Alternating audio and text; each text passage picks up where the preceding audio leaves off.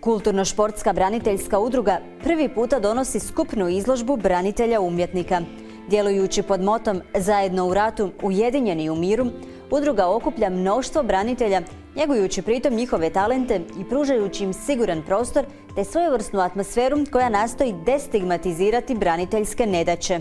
Ovom prilikom posjetitelji će moći zaviriti u skriveni svijet šarolikih motiva, spoznati dubinu umjetničkog izričaja svih sudionika i uvidjeti kako kreativnost zaista ne poznaje granice.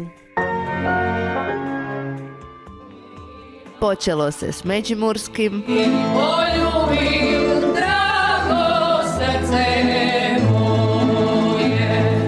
čule su se slavonske i dalmatinske, a završilo se sa zagorskima.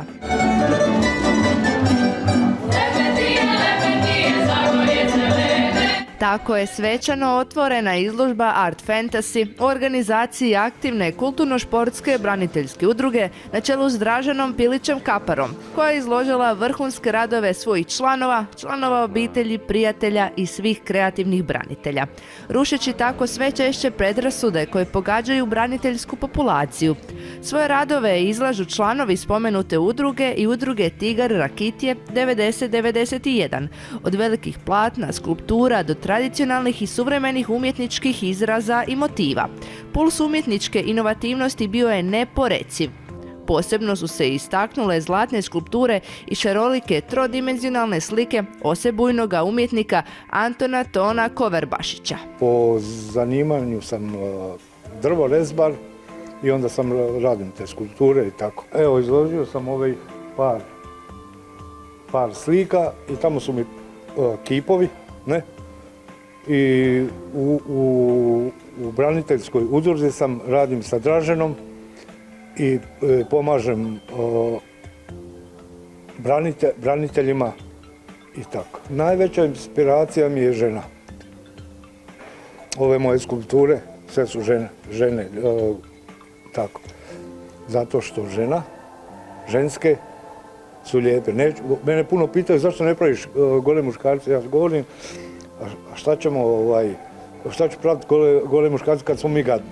Tako idem po šumi, gledam, nađem drvo, radim i tako. Nekad mjesec dana, ova velika skulptura,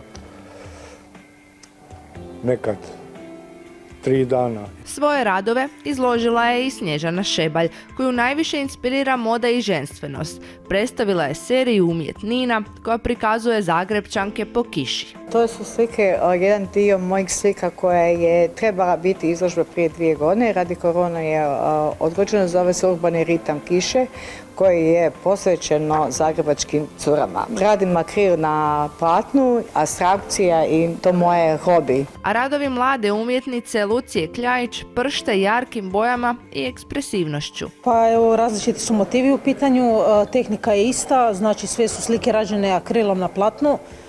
Napravila sam više različitih kako bi ponudila malo više različitih motiva.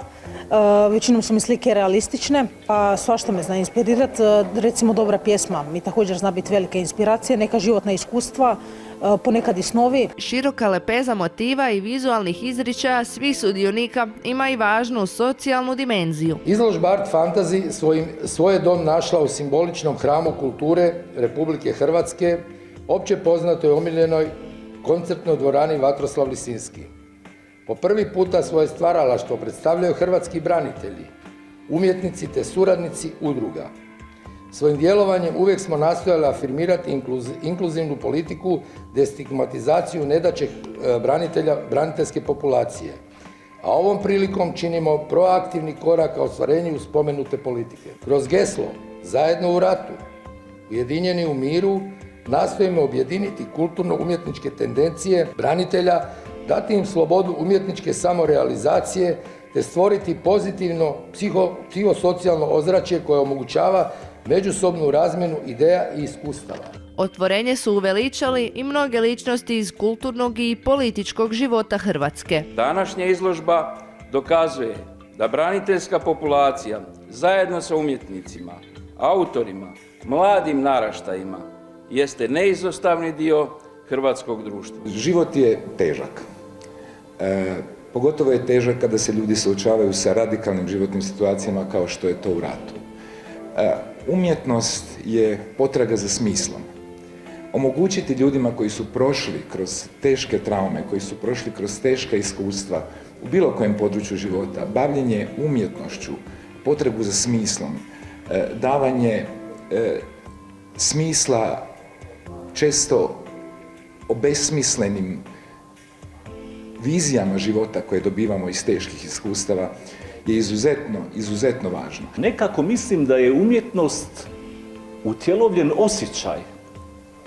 I onda kada ljudi imaju teška iskustva, kada su doživjeli stvari koje nisu trebali doživjeti, koje niko ne treba doživjeti, psihijatrija smatra da je jako dobro da to izreku. Izreći se može na razne načine.